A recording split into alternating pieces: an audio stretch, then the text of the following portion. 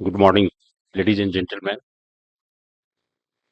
Uh, I'll be talking about how circular economy is transforming the waste management in the country, and I'll try to focus on the solid waste management.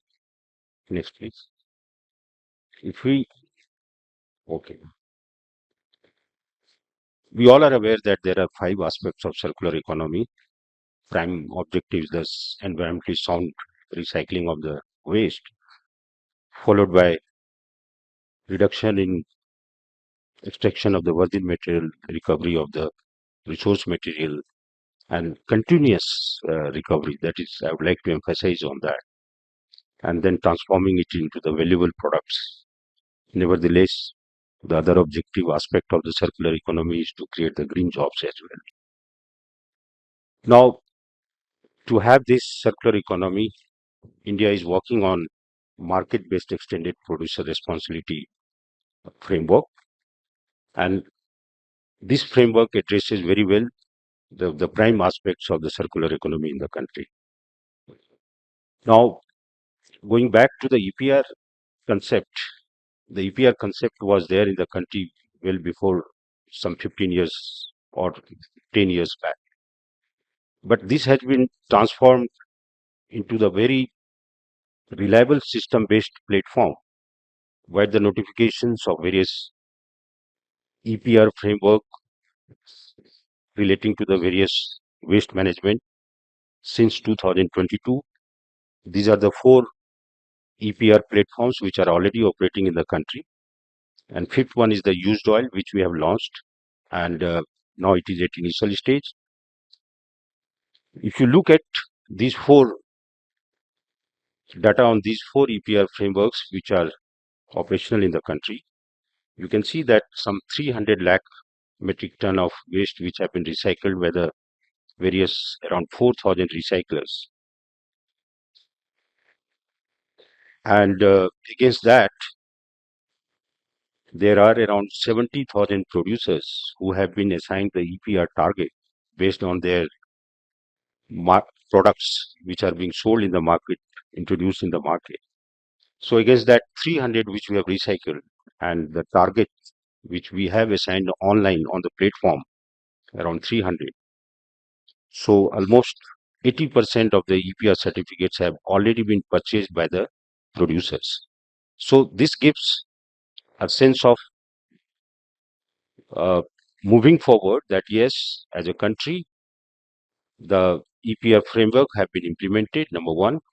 Number two, it has been accepted well, not only by the recyclers, but by the producers also.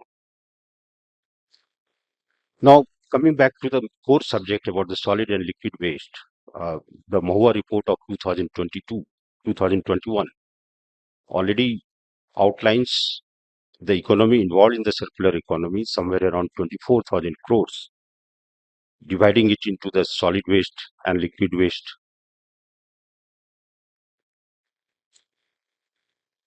Coming to the regulatory framework with respect to the EPR in the solid and liquid waste, we have already notified the C&D waste, construction and demolition waste, which is effective from April 2025. And then after that, there is another EPR framework that is on non-ferrous metal products. And three drafts have already been notified by the ministry about the solid waste management in 2024 and liquid waste management 2024. And then packaging made from paper, glass, and metal and sanitary products.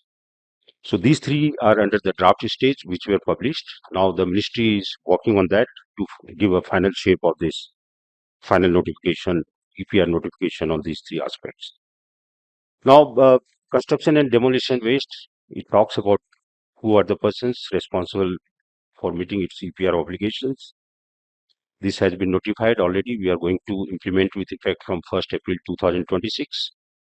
And the key stakeholders involved are not only the producers and recyclers, but operator of the intermediate waste storage facility, collection point also, so that we want to track not only the generation but its movement also. and all these things are being tracked through the online portal developed by the CPCB.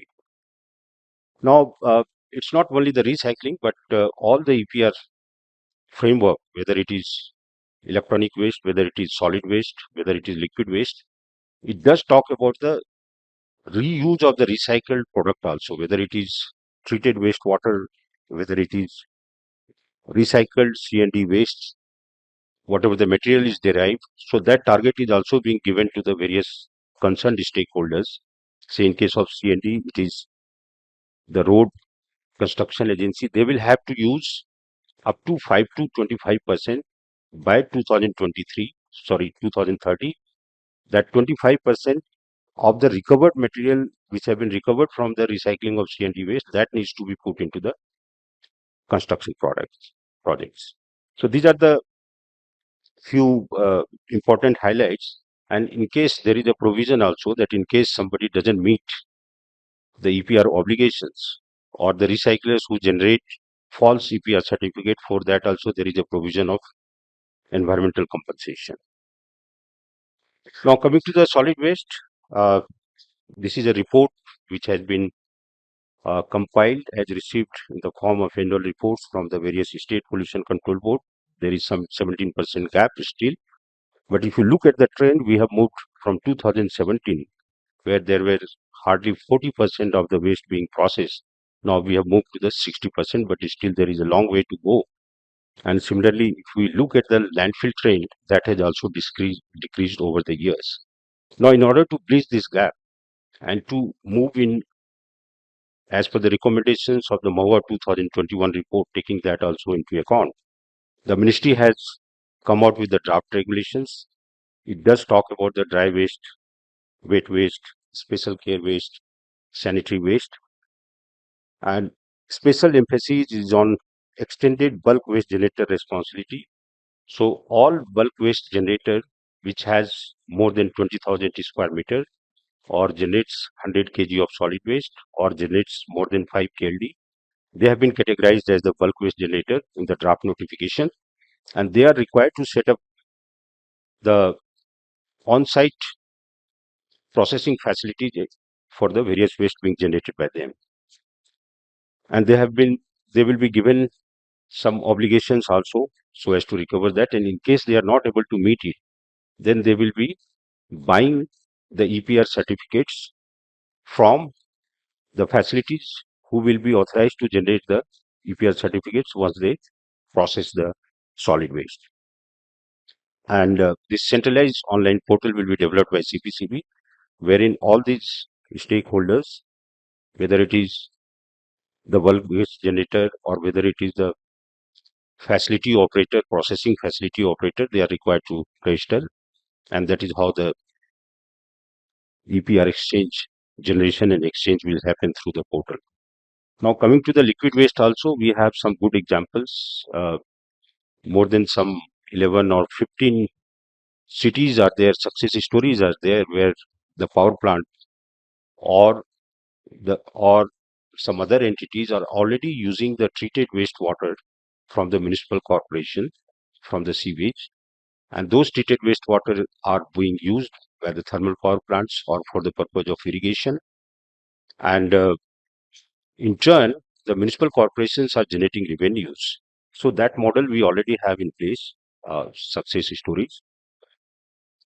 In line with that, this draft liquid waste management rules also envisage towards the EPR obligation framework in the liquid waste management also. So here also again, two type of targets are being set. One is the treatment, of course, and the second one is the use of the treated wastewater.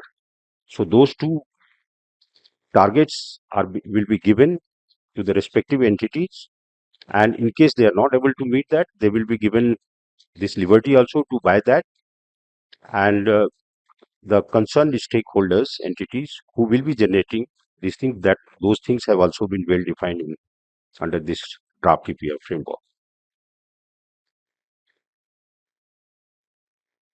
Now, it not only talks about the liquid waste, it regulates and outlines the various provisions with regard to the sludge management, the